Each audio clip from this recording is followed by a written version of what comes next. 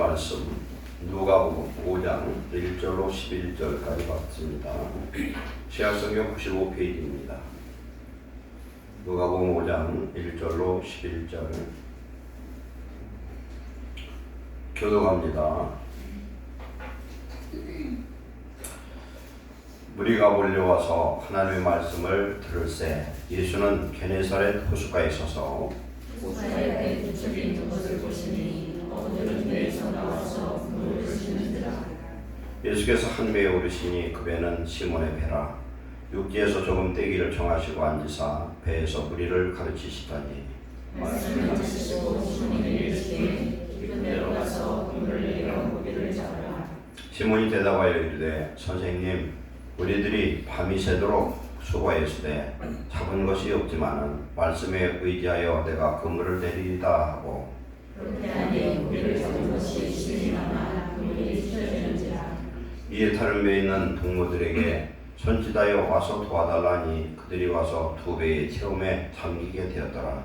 시몬 베드로가 이를 보고 예수의 무릎 아래 엎드려 이르되 주여 나를 떠나소서 나는 죄인 되었다 하니 이는 자기 및 자기와 함께 있는 모든 사람이 고기 잡힌 것으로 말미암아 놀라고 세베대아로서 시몬의 공업자인 야고보와 요한도 놀랐으나 예수께서 시몬에게 이르시되 무서워하지 말라 이제부로는 내가 사람을 취하리라 하시니 저같이 그들이 배들을 빚게 되고 모든 것을 버려두고 예수를 따르니라.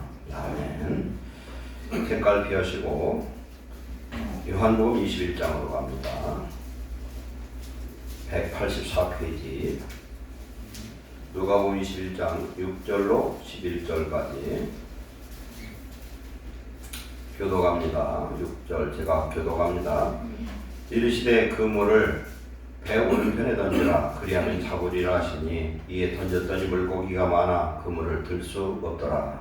예수께서 사시는 그 제자가 베드로에게 이르되 주님이시라니 시몬 베드로가 거기로 있다가 주님이라는 말을 듣고 겉옷을 두른 후에 바다로 뛰어내리더라. 다른 제자들은 육지에서 거리가 불과 한 50칸쯤 되므로 작은 배를 타고 물고기 든 그물을 끌고 와서 육지에 올라오니 숲속에 있는데 그 위에 생선이 들렸고 떡도 있더라. 예수께서 이르시되 지금 잡은 생선을 좀 가져오라 하시니 시몬 베드로가 올라가서 그물을 육지에 끌어올리니 가볍지 않은 물고기가 153마리라. 이같이 많으나 그물이 찢어지지 아니하였더라. 아멘. 오늘 주시는 말씀을 성령의 음성으로 성령께서 베드로에게 하시는 음성을 듣고 베드로처럼 하나님 앞에 부족했지만 붙들림 받아서 쓰임받는 복된 인생 되게 하옵소서. 오늘 주의 성령님 종과 사랑하는 성도의 마음속에 함께 하셔서 성령이 그들의 음성 듣고 이 생명의 양식을 우리도 하나님 참여할 수 있는 자 되게 하시고 우리의 삶 속에 하나님의 영광을 선포하는 복된 인생으로 쓰임받게 하옵소서. 우리의 마음을 열어주시고 성령님 이 시간 역사하여 주시옵소서. 예수님의 이름으로 감사하며 기도하옵나이다. 아멘. 오늘 말씀을 우리가 읽은 대로 그 배경을 보면은 예수님이 12 제자를 부르시는 첫 그런 상황입니다. 어느 날 예수님께서 게네사렛 호수, 게네사렛은 디베랴, 게네사렛, 그 다음에 갈릴리 이렇게 호수라고 이렇게 부르죠. 호숫가에 서서 배가 두 척 있는 걸 봤어요. 하나는 시몬 베드로 안드레 배 같고 하나는 야고보와 요한의 배인 것 같습니다.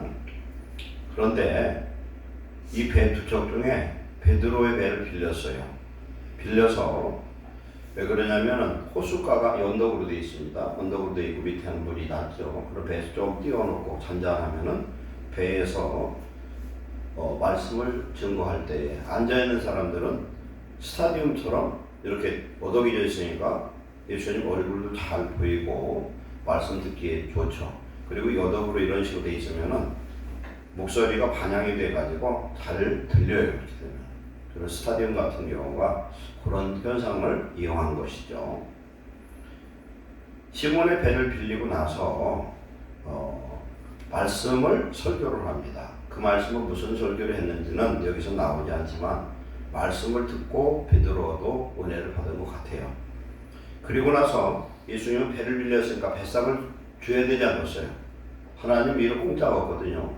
배를 빌렸는데 몇 시간을 빌렸는지 모르지만 배를 빌리고 나서 예수님이 베드로에게 얘기를 합니다.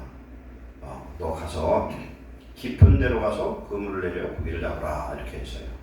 일반적으로 갈릴리 호수를 제가 가봤더니 그냥 큰 저수지 정도밖에 안 되는 것 같아요. 제 눈으로는 그렇게 큰 곳이 아니에요.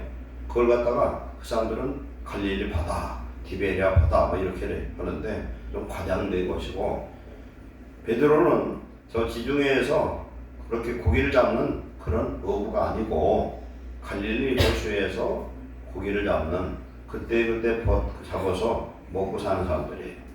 지금도 이스라엘에 가면은 베드로 고기라는 고기가 있어요. 베드로가 잡았던 고기가 있는데 맛도 되게 없더라고. 이제 그런 미물고기죠. 그랬는데 깊은 데 가서 그물을 던지면 고기를 잡을 수 없다는 거예요. 일반적으로. 얕은 데 가서 우리가 투망을 던져요. 예를 들어서 투망을 던져도 깊은 데 그물 던지면 고기 한 마리도 못 잡아요. 다 도망가고요. 얕은 데에서 이렇게 해서 그 투망을 던지면 넓게 이렇게 퍼지잖아요. 퍼지는데 그물 끝에 딱 이 추가 있어요. 그것이 무거워서 빨리 가라앉아야지 그 사이 떨어지는 사이 물고 도망가면 다 도망가잖아요.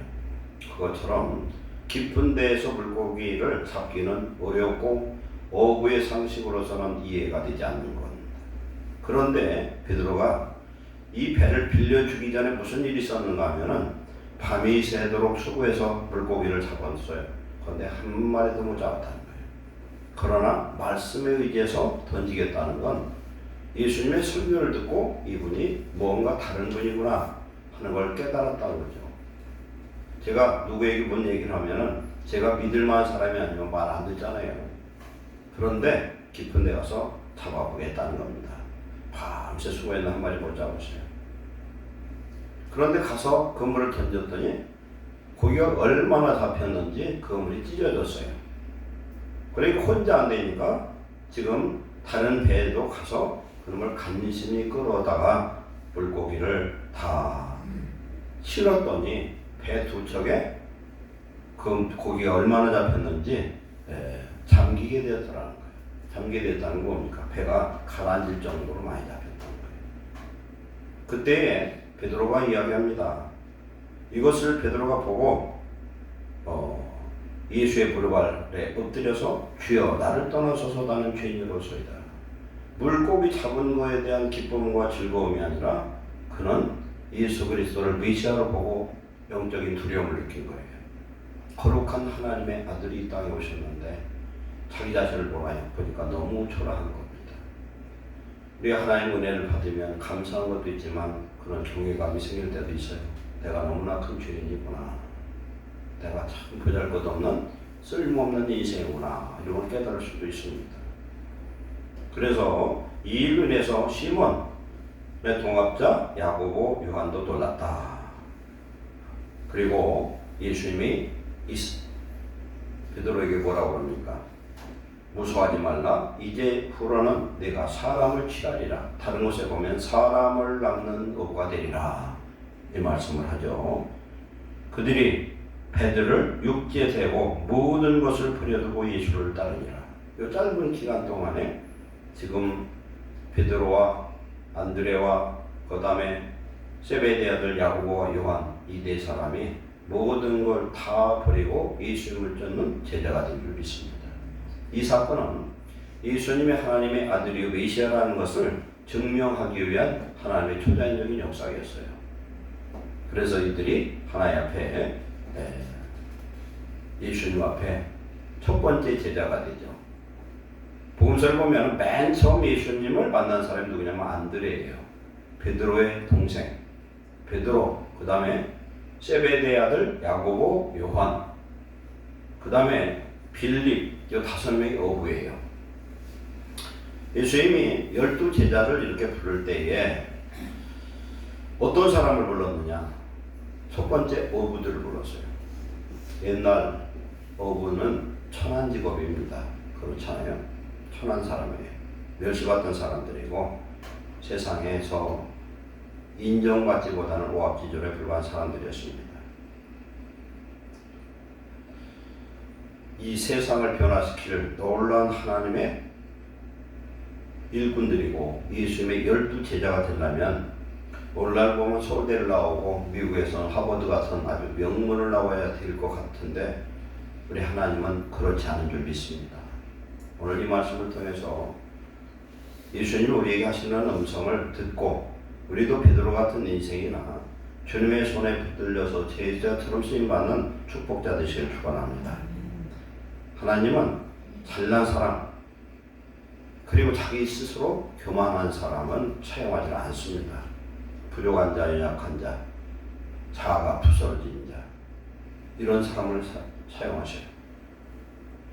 제자들을 선택하는 과정을 보면은 그들이 비록 천한 신분이지만 믿음 있는 자들이고 메시아를 사모하는 자들인 것을 알 수가 있어요. 하나님은 우연한 축복을 주시지 않습니다. 다 계획적이고 하나님 그들의 마음을, 심령을, 심장을, 폐부를 꿰뚫어 보시고 당신 필요한 일꾼들을 부르신 줄로 믿습니다. 이 연약한 자를 불러서 성령을 부어서 자기 자신을 드러내는 것이 아니라 하나님 예수 그리스도만 드러내는 그런 사람으로 사용하신 줄 믿습니다.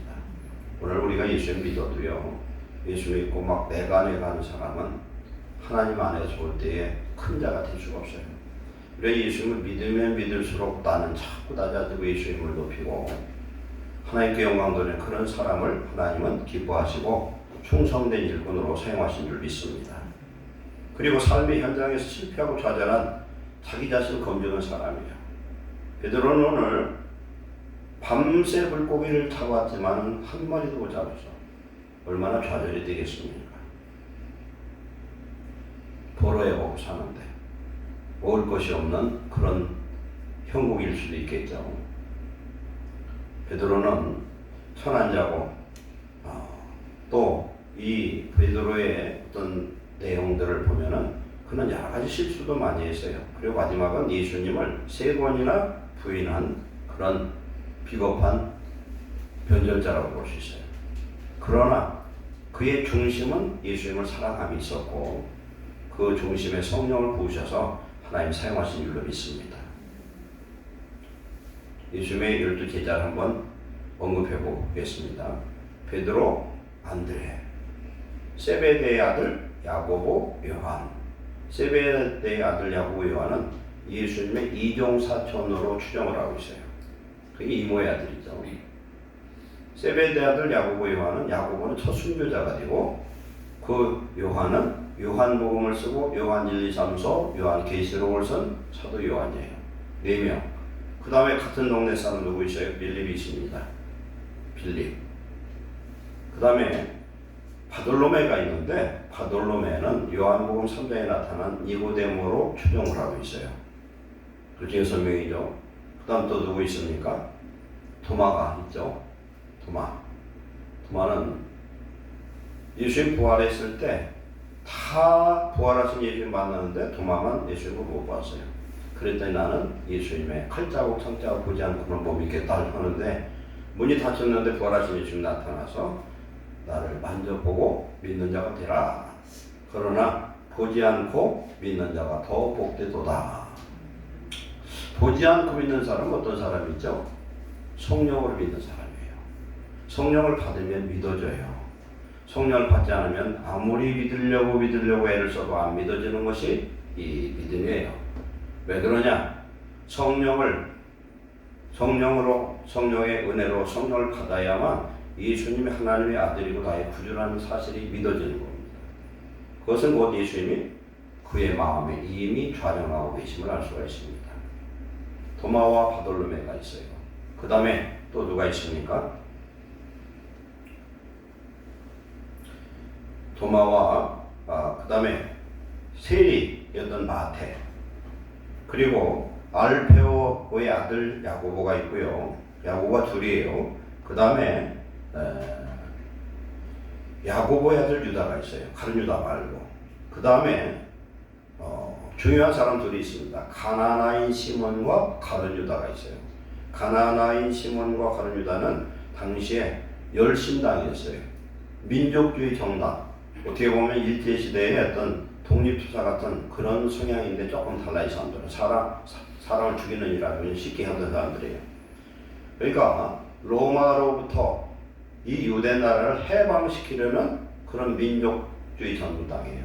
그 사람 둘이 들어왔는데 하나는 가나나인 유다와 그 사람을 셀러진 이렇게도 해요. 셀러진은 뭐냐면 영어로 젤러다면은 열심 이런 뜻이에요.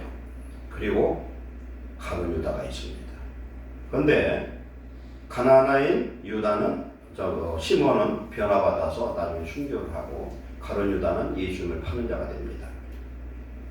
그리고 오늘의 주인공 시몬은 어떤 사람이냐? 시몬이 거듭나기 전에 이름이 뭐냐면 시몬이었어요. 시몬의 이름 뜻은 갈대 이런 뜻이에요. 갈대다. 시몬은 변덕도 시몬 같고 성질도 급하고 과격하고 그냥 금방 반응을 하는데 불같은 성격이었어요.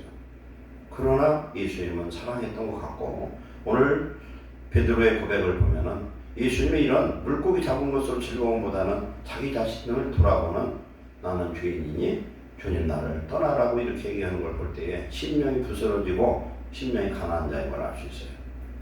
예수님이 산상수훈을 전할 때에 첫 번째 팔복이 나오는데 팔복 중에 첫 번째 복이 뭐냐면 심령이 가난한 자예요. 그 심령이 가난한 게 뭔지 모르겠지만 심령이 가난하다는 건 자기 심령이 깨진 사람이에요. 내 의인은 하나도 없고 나는 죄인이라고 고백할 수 있는 자기 자신을 발견한 사람이에요. 이런 사람이 심령이 가난한 사람입니다.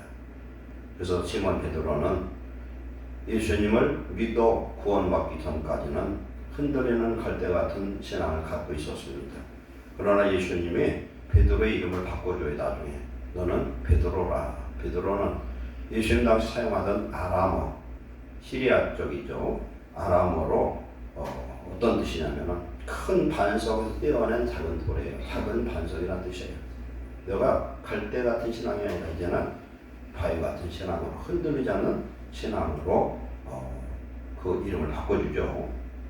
우리가 예수님을 믿으면 하나님께서 하나님과 나만 아는 영적 이름을 우리에게 주신 줄 믿습니다. 어디에다 쓰냐? 우리는 알고 있지만 우리 이마에 써 있어. 아무개 하는데 그 아무개가 세상의 이름도 중요하지만 하나님이 1대1로 알 수 있는 그 이름을 주는데 하나님을 믿는 믿음의 자녀들은 다 인생이 바꿔지고 새로운 피조물로 하나님이 변화시켜 주신 줄 믿습니다. 네. 믿음의 조상 아브람, 원래는 아브람이었어요. 이건 뭐냐? 존귀한 아버지다. 아브라함으로 바뀌어요. 창시 17장에 바뀌면서 할례언약 하면서 바뀌는데 그것은 12개 아비라는 뜻입니다. 그 안에 사례는 안주인, 여주인 이런 뜻인데 사라로 바뀌어요. 바뀌면서 12개 어머니다. 이건 왜 그렇습니까? 믿음의 조상이 되겠죠. 아브라함과 사라가. 그 다음 우리가 알고 있는 야곱이라는 사람. 야곱은 이름의 뜻이 뭐냐면 발꿈치를 잡은 자 이런 뜻이에요. 뱃속에서 쌍태가 돼 쌍둥이가 나오는데 둘째 놈이 세상에 뱃속에 서 있으면서 어떻게 나올 때 자기가 먼저 나오려고 형 발꿈치를 잡은 거예요. 그래 영적으로 뱃속에 있으면서도 야곱은 내 평생 소원이 뭐예요? 장자. 큰아들이 돼야 되겠다. 결국은 야곱은 장자가 되기 위해서 고난을 20년을 당하잖아요. 장자권을 얻으려고. 그래서 발꿈치를 잡았다라는 뜻은 어떤 의미냐? 속이는 자 이런 뜻이고 야곱이 창세 32장에 자기의 외삼촌 집에 가서 마누라 둘 넣는데 몇 년 걸려요? 14년. 거기에 첩 둘까지 해서 넷 넣는데 14년이 걸리고 자기의 소유를 내서 6년, 도합 20년을 거기에서 지나다가 하나님이 명령합니다. 네 고향 땅 아버지 집으로 가라. 다 때를 이끌고 건너오는데 자기 형 에서가 장자권을 훔쳤다는 이것으로 인해서 야곱이 오면은 죽이려고 군사를 400명을 모아놓고 기다리고 있어요. 그리고 약복강가에서 기도를 하죠. 다 보내놓고 저만 혼자 거기서 밤새 기도를 합니다. 근데 여호와의 사자와 거기서 더불어 씨름을 합니다. 어떤 씨름을 합니까? 기도의 씨름. 그런데 그 여호와의 사자가 누구예요? 하나님의 사자 예수님이세요. 여호와니까. 여호와가 사람의 모습으로 형상으로 나타나는 건 누구예요? 예수님이죠. 하나님의 아들이죠. 씨름할 때에 묻습니다. 네 이름이 뭐냐? 저는 야곱입니다.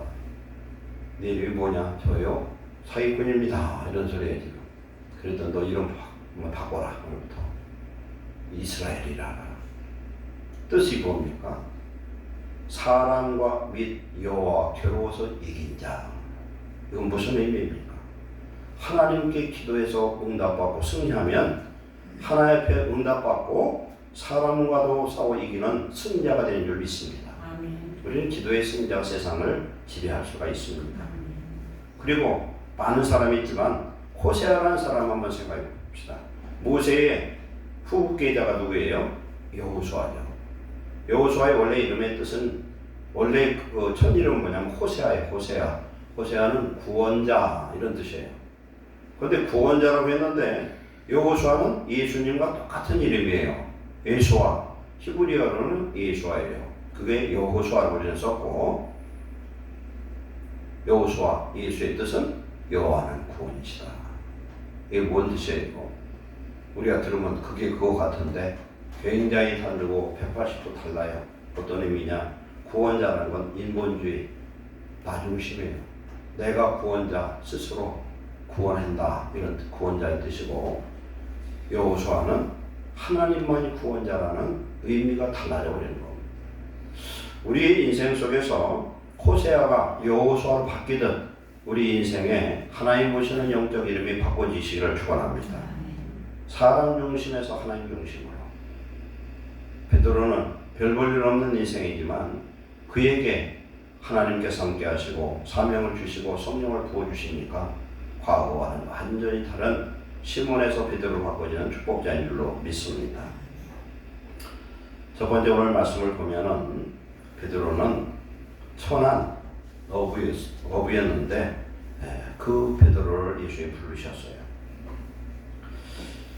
베드로의 직책은 어부로서 절대 그 사회에서는 인정받지 못하는 천한 사람인 것은 확실합니다.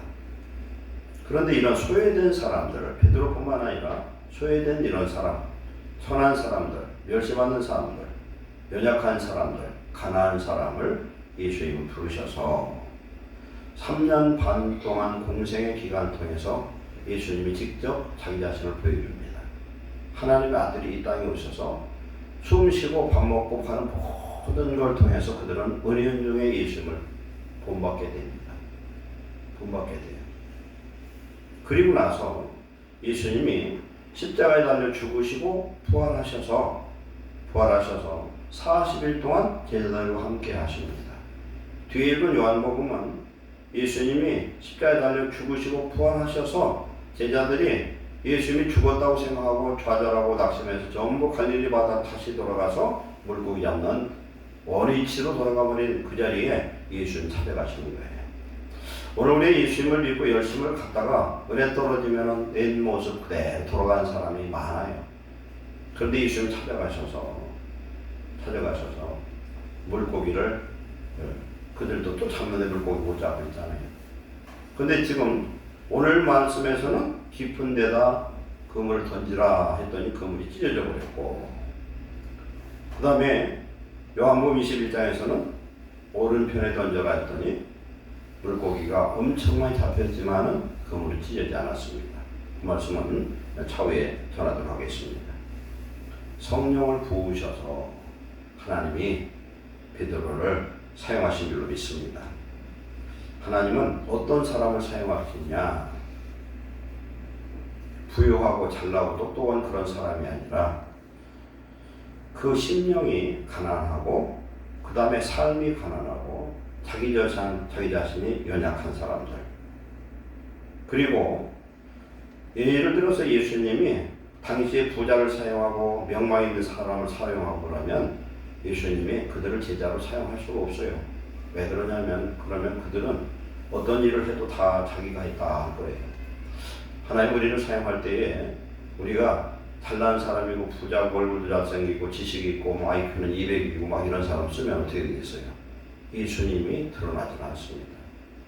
세상에서 본 폐품 같고 아무짝에 쓸모없는 인생 같아도 하나님이 붙드시면 3년 반 동안의 공생 기간을 통해서 그들은 보이지 않게 내면은 변화되고 있는 걸 알 수가 있습니다.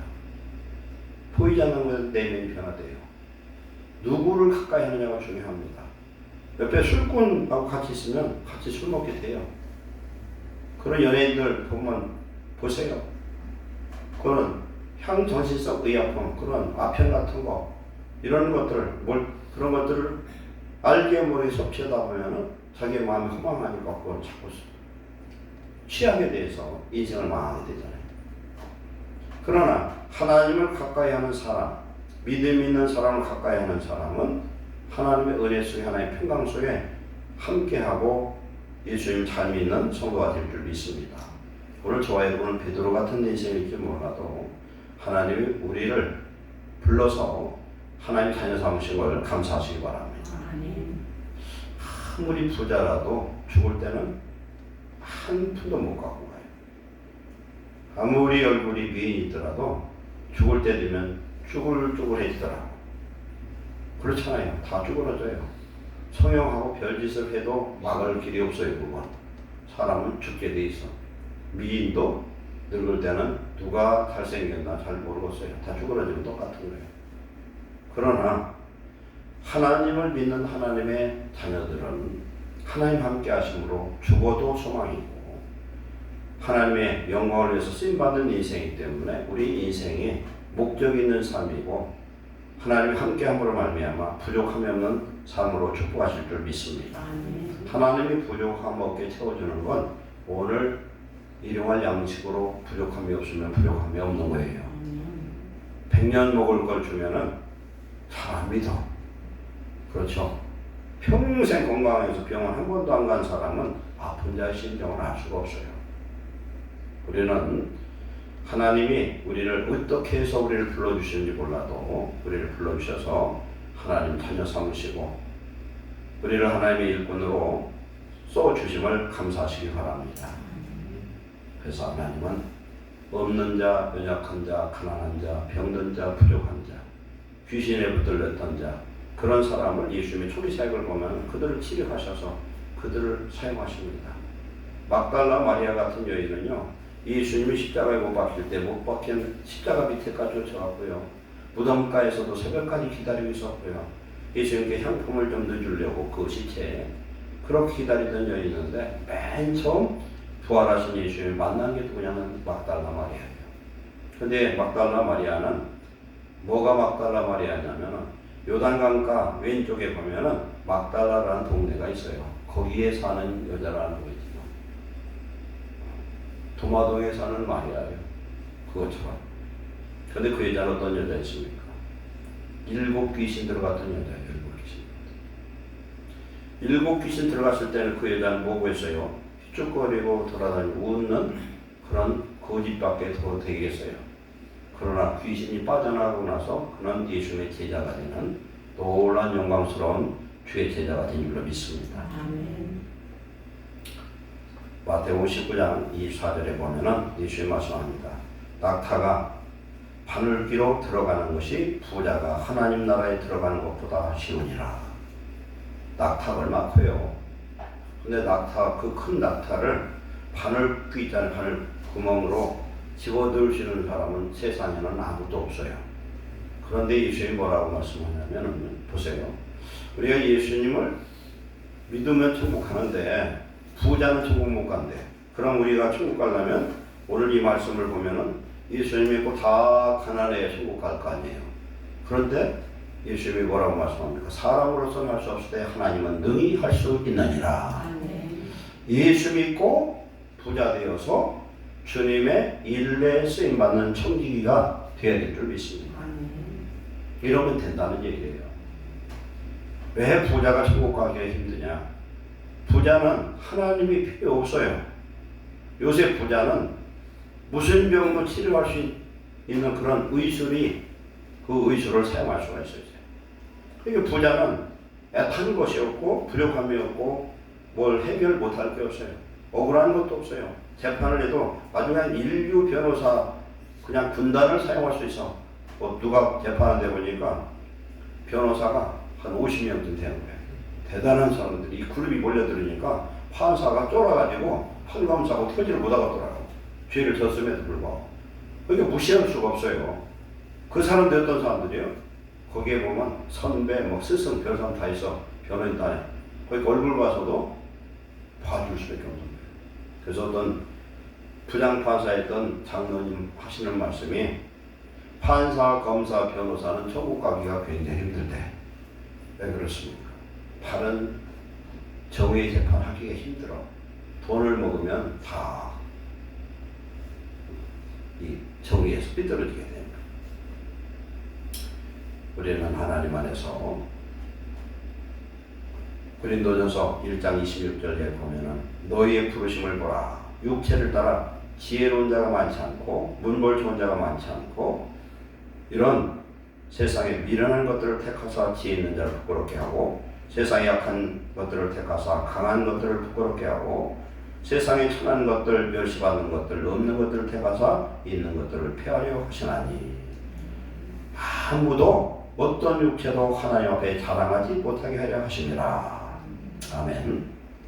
그런데 야고보서 2장 5절에 사랑하는 자들아 하나님이 세상에 강한 자들 택하사 믿음에 부유하게 하시고 우리는 믿음에 부유한 자들이시기를 축원합니다. 믿음의 부유는 예수님이 나와 함께 하실 때 믿음의 부유가 넘치면 예수님이 내 안에 계시면 필요한 모든 것들을 주님이 책임져 주실 줄 믿습니다. 또한 자기를 사랑하는 자들에게 약속하신 나라 천국을 상속으로 받게 하려 하심이라. 아멘. 그러기 때문에 하나님은 교만한 자를 물리치시고 겸손한 자에게 은혜를 주신 줄로 믿습니다. 오늘 저와 여러분도 베드로처럼 하나님의 손에 붙들려 귀하게 쓰임받는 거룩한 축복자 되시길 축원합니다. 두 번째는 오늘 말씀에 보니 밤이 새도록 수고해서되 잡은 것이 없었다 그랬어요. 베드로가 오늘 물고기를 잡았는데 그물이 찢어지게 잡힌 것과 밤새 그물질을 했는데도 한 마리도 못 잡은 것 둘 다 기적이에요. 어떻게 한 마리도 못 잡고 그러면 한 마리도 못 잡은 것이 일반적인 현상이 아니라 어떤 현상이냐? 예수님이 한 마리도 못 잡게 만들었어. 죄송한 말씀이지만 베드로를 하나님께서 쓰시려고 예수님의 제자로 쓰시려고 그로 하여금 깨닫게 하는 거예요. 내가 아무리 노력해도 안 되는구나. 우리 인생 살다 보면요. 아무리 몸부림치고 애를 쓰고 돈 벌려고 해도 안 될 때가 또 있어. 그런데 그렇게 안 해도 될 때가 또 있어요. 그런데 언제 하나님의 말씀이 들어가느냐? 내 신념이 깨질 때, 내 자아가 깨질 때, 내 욕심이 깨질 때, 내가 뭘 하려고 노력해도 안 될 때, 그때 하나님의 말씀이 들어가는 줄 믿습니다. 이게 은혜예요. 이게. 우리가 병들어가지고 죽겠어요. 그래서 내가 언제 죽을지 모르겠다는 고통 속에 있을 때, 그때 뭘 생각하느냐면 인생을 생각하는 거예요. 사람이 욕심을 갖고 뭘 하려고 팍 몸부림치면 상대방을 사기치고 도적질하고 별짓을 해서도 이기려고 해요. 근데 그렇게 이기면 뭐가 없어요. 못된 짓에서 돈 벌고 못된 짓에서 이기면 결국은 뭐가 되겠어요? 심판만 커져. 하나님 앞에 심판만. 창원에 보면은 악인의 영달은 수치가 된다 그랬어요. 악한 자가 잘 되면은 결국은 어떻게 됩니까? 지옥 가서 영원한 수치를 당하게 되는 거예요. 세상에서 잘 되는 것이 무조건 축복이 절대 될 수가 없습니다. 베드로는 원래 보면은 오늘 말씀을 보니까 하나님을 믿는 믿음은 신실한 사람이었어요. 아직 메시아를 못 만났지만 예수님 하시는 이 일을 보고 베드로가 느낀 건 자기 자신의 죄가 깨달아진 거예요. 우리는 어떤 일들, 기적 같은 일을 보면 신기하네 이런 사람이 있는가 하면 그것을 보고 하나님을 보게 되는 사람들이 있어요. 심령 깨끗한 사람들이. 장사를 하고 세상에서 막 사는 사람들은 심령이 깨끗할 수가 없어요. 보통 직업도 1차 산업을 종사하는 사람들이 보통 심령이 깨끗해요. 농사 짓는 사람, 이런 물고기 잡는 사람. 근데 막 3차원적으로 막 해서 머리 둥글려 돈 많이 버는 사람은 심령이 깨끗할 수가 없어요. 돈에 집착하기 때문에. 예수님은 베드로를 깨닫게 하기 위해서 밤새 물고기가 그 물에 한 마리도 못 들어가게 하신 그런 하나님을 믿습니다. 오늘 우리 인생 속에서 하나님 그러실 때가 있어요. 될 것도 안 되게 하고 예수를 믿으면 잘 돼야 되는데 안 돼요. 어떻게 하나님을 믿는데 이럴까? 저도 옛날에 그 경험을 해보았거든요. 돈 벌려고 막 쫓아다녔는데 돈이 얼마나 잘 도망다니는지 모르겠어. 그냥 안 잡혀. 이놈 물고기가 한 마리도 안 잡혀. 그랬더니 나중에 깨닫고 보니까 그것도 하나님의 역사였던 걸 느꼈어요. 안 되는 것도 하나님의 축복이다. 아멘. 내가 할 때는 안 되지만 주님이 함께 하시면 내가 수고를 덜 해도 또 될 때가 있어요. 이 뒤에 나온 말씀 봐요.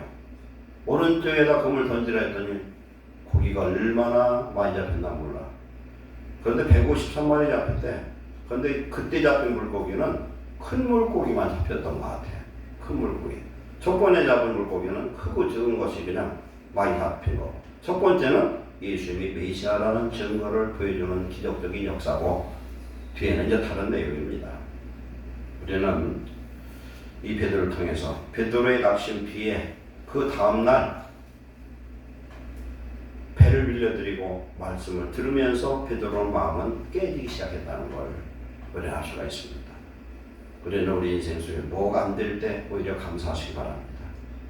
실패하는 시간은 하나님이 우리를 만들어가는 시간, 준비하는 시간, 하나님의 큰 역사를 하나님께서 계획하시는 준비 시간인 것을 깨달으시기 바랍니다. 그래서 성도들에게는 합력하여서 이루셔요. 안됨을 통해서 되게 하시는 하나님의 역사를 경험하시기를 축원합니다. 베드로는 이 이후에 보면은 예수님이 잡히시던 밤에 3번을 예수님을 부인합니다. 네가 그 제자다 했더니 아니라는 거예요. 두 번째 또 딴 사람은 너 그 제자다 했더니 맹세코 난 아니라고 그래요. 세 번째 또 어떤 사람이 와서 네가 그 제자라 했더니 예수님을 저주했더라 그랬어요. 근데 그 일 있기 전에 예수님이 뭐라고 말씀합니까? 너는 오늘 닭을기 전에 3번 나를 부인하리라 했어요. 3번 부인하고 났더니 생각이 나는 거 예수님 말씀. 담벼락을 붙들고 얼마나 울었는지 몰라요. 근데 이 베드로가 성령 받고 새로워지고 주의 제자가 된 다음에 어떻게 됩니까? 로마에서 십자가에 거꾸로 매달려 순교한 줄로 믿습니다.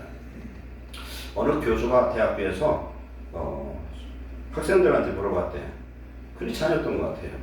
예수 믿는 사람 교회 다니는 사람 손들어 했더니 손을 번쩍 드는 사람이 막 들다가 이렇게 들더래.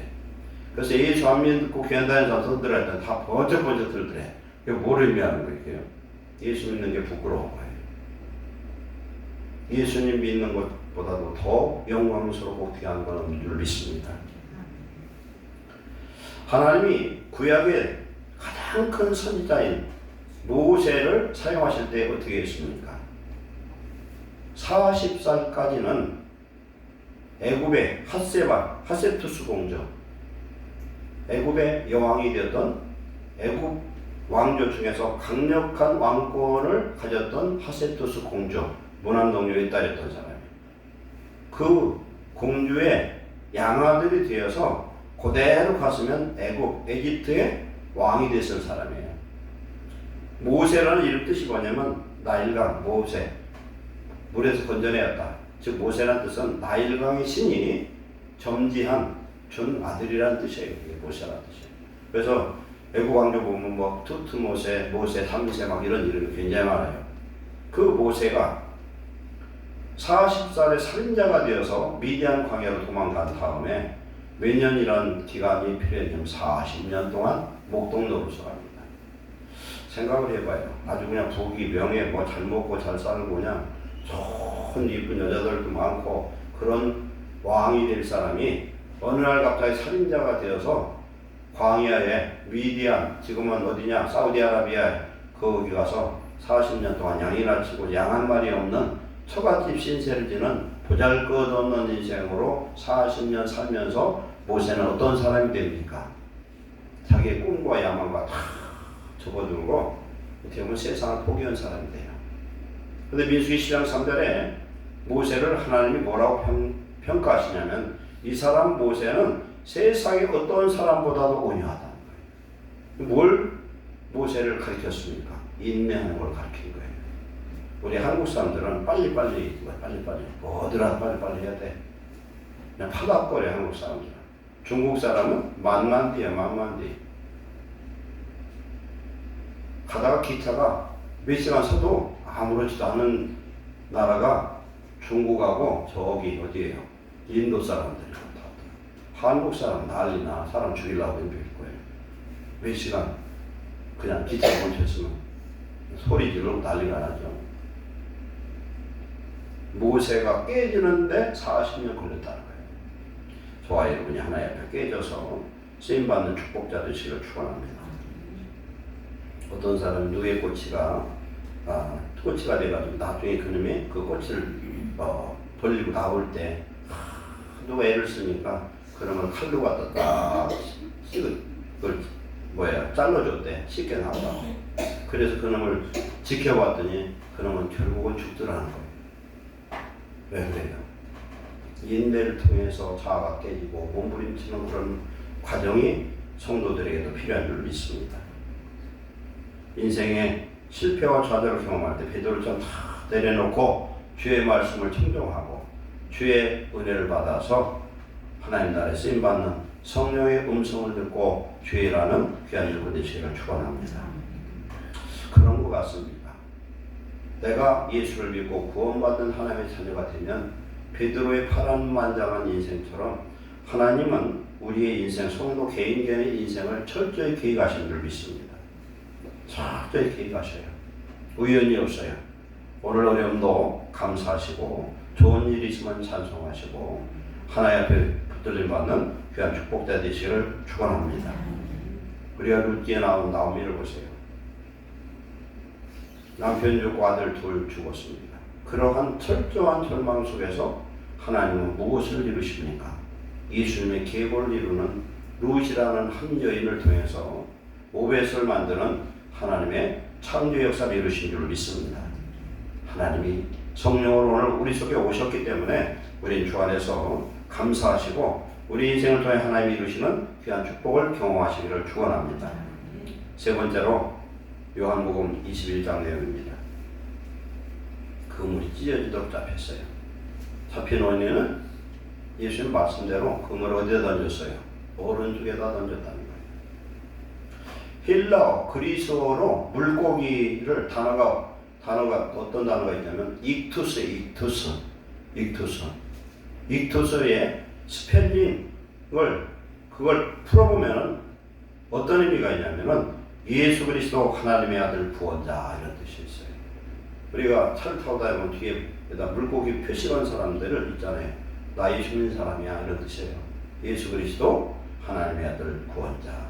예수 그리스도 하나님의 아들이고 우리의 메시아다 이렇게 고백한 줄 믿습니다. 그러면은 그때 잡은 물고기 숫자가 몇 마리냐면은 153마리였어요. 예수님이 뭐라고 말씀합니까? 제자들 처음에 부를 때 너희는 사람을 낚는 어부가 되게 하리라. 오늘 요한복음 21장의 말씀은 곧 그거에 대한 예표적인 거예요. 너희들이 앞으로 성령 받고 나가면 이 물고기를 잡듯 내 명령에 따라서 순종만 하면 성령으로 역사하셔서 많은 물고기 많은 하나님의 자녀들을 잡을 것이다. 만들 것이다. 이런 말씀이에요. 153을 히브리어의 숫자값 게마트리아라는 것인데 뭐냐면 수신학이 있어요. 숫자를 연구하는 신학이 있는데 히브리어 숫자값으로 153을 더하면 뭐가 되냐면 하나님의 아들들로 바뀌어요. 666이 뭐예요? 666이 성경에 이게 지금 사탄이잖아요.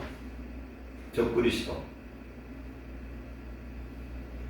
153마리 하나님의 아들들. 앞에 찢어진 그물은 그냥 그물이에요. 뒤에 그물은 뭐죠? 하나님의 말씀입니다. 하나님의 말씀에 붙들려 구원받은 하나님의 백성, 주의 일꾼들, 우리 하나님의 말씀에 순종해 나갈 때 하나님은 구원의 놀라운 역사를 이룰 줄 믿습니다. 베드로는 성령을 받았어요. 예수님 부활하신 것도 봤어요. 그런데 다시 제자리 갈릴리 바다로 돌아가서 물고기를 또 밤새 잡아도 못 잡았으나 예수님이 명령해서 오른쪽에 던지라 했더니 그물이 찢어질 정도 잡혔으나 찢어지지 아니하고 숫자를 세봤더니 153마리가 되더라. 이들에게, 베드로에게 오순절의 성령의 역사가 임함으로 말미암아 놀라운 구원의 역사를 이루신 줄로 믿습니다. 우리는 베드로의 인생통에서 저와 여러분들도 하나님의 말씀에 순종해서 성령에 붙들려 쓰임받는 축복자 되시기를 축원합니다. 시편 101편 6절에 내 눈이 땅에 충성된 자를 살펴 나와 함께 살게 하리니 완전한 길에 행하는 자가 나를 따르리로다, 이렇게 말씀합니다. 그리고 잠언 25장 13절에 충성된 사자는 그를 보낸 이에게 마치 추수하는 날에 어른 냉수 같아서 능히 그 주인의 마음을 시원케 하느니라. 아멘. 우리가 하나님의 말씀을 순종하면은 성령이 역사하십니다. 성령이 역사하시면은 하나님이 내가 하는 그 일에 함께 하셔서 놀라운 열매를 맺게 하신 줄 믿습니다. 베드로는 비록 천한 사람이었어요. 어부였습니다. 그러나 그는 믿음 있는 사람이었고 예수 그리스도의 그 부름에 응답하고 모든 걸 버리고 쫓았으나 그 인생을 통해서 하나님은 위대한 역사를 이루되 그 베드로의 역사가 오늘 대한민국 저와 여러분에게도 임한 줄로 믿습니다. 성령 충만히 받아서 쓰임받는 주의 일꾼은 어떤 사람이 되어야 되냐? 심령이 깨지고 자아가 깨져서 오늘 어려움과 고통 속에서도 주의 음성 듣고 하나님 부르심에 응답하는 자가 될 줄 믿습니다. 오늘 예루살렘에 속한 모든 성도들에게 베드로 같은 놀라운 축복, 우리가 주의 종이 되어서 신학을 해야 쓰임받는 것이 아니라 각자의 부르심, 성령의 인도하심, 말씀에 순종하는 자 되어서 하나님의 큰 역사를 이루는 일꾼 되시기를 축원합니다. 기도하겠습니다. 사랑하는 하나님 감사합니다.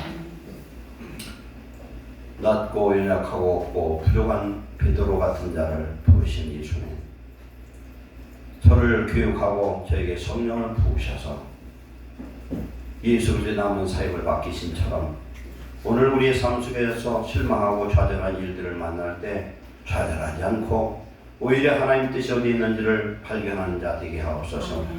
나는 알 수 없으나 주의 성령님 우리 안에 계시오니 주의 놀라운 역사를 우리를 통하여 이루어 주옵소서. 이사야가 나를 보내려 달라고 기도했던 것처럼 하나님 부족한 우리를 사용하셔서 하나님 나라의 놀라운 일꾼으로 쓰임받도록 축복해 주옵소서. 주의 뜻에 순종할 때에 하나님의 많은 생명의 아들들을 만들어내는 주님의 가장 기뻐하시는 천국의 일꾼들 되게 하여 주시옵소서. 예수님의 이름으로 축복하고 기도하옵나이다.